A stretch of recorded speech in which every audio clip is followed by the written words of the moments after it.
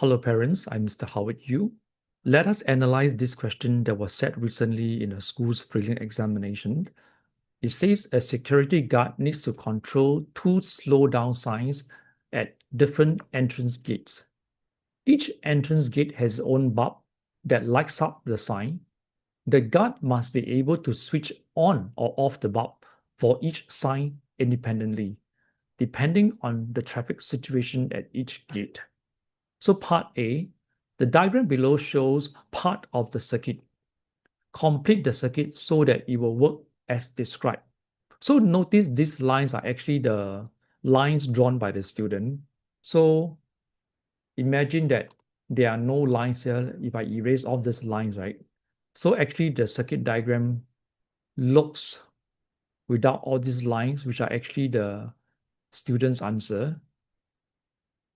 Okay, I'd like to comment on these questions so that students from this school can benefit from my explanation. Okay, you notice in this key, actually some students, they wonder, teacher, what is this key? Is it the key that opened the door? No, because this key has two meanings.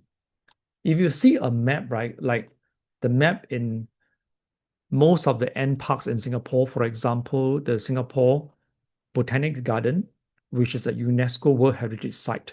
So at the side of the map, they have this word called the legend. Okay. L-E-D-G-E-N or L-E-G-E-N-D. Okay, legend. I think it's spelled this way. Or it's also called a key. Okay, this is a technical word used in the geographical maps. So the key means what it represents. What does the symbol represent? So first thing, the student gets stunned. Teacher, what is this key? Yeah, it's not the key that opened the car or the door. So it means what does the symbol represent? So first thing is a battery holder. Okay, secondly, there were no instruction telling the students to insert two batteries inside. So they said today, complete the circuit so that it will work as described. So to be more fair to the student, I make a slight modification to the question as shown here. In my question here, which I will show you shortly, I say the diagram shows part of the circuit, complete the circuit so that it will work as described. Insert two batteries in the battery holders, draw with pencil. Okay, so the second thing I like you to observe is, if you observe carefully, there is a gap here. Okay, there's a gap between here, but there's no gap here.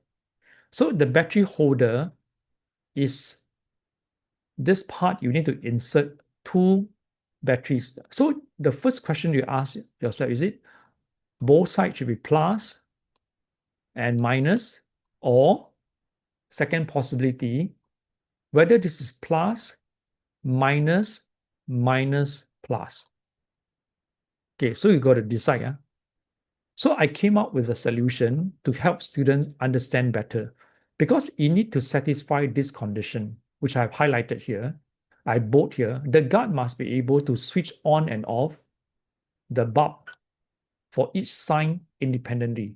So that means that each bulb must be controlled by an independent switch. So there should be two switches, and because of this gap, right, there's only one way to connect. You must connect in this manner.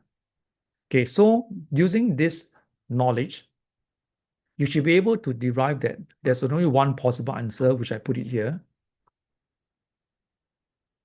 Okay, so the two bulbs is already drawn on the picture, and you have to insert these two batteries here, which I've drawn freehand. Okay, this part. Okay, so plus, minus, minus, plus. Okay, how does the current flow? Okay, let me explain to you how does the current flow. So when the switches are in the closed circuit position, that's mean it closed a gap. So you imagine here, the electric current, let me draw with a maybe yellow line, thick enough to see. So the current will flow this way. Okay, let's say you want this part to light up, right? You will go up here, through here, right? And then come down this way,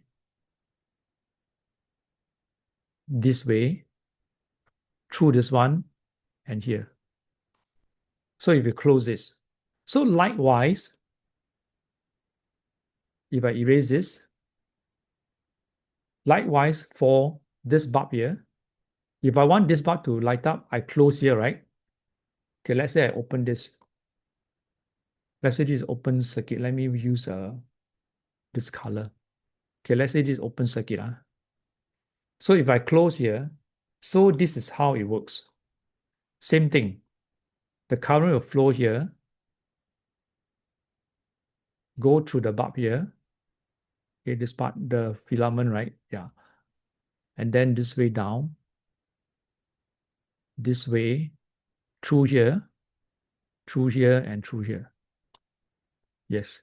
So important because you need to understand, because of this gap here, you need to direct the current to flow to this way. Okay, why is it important?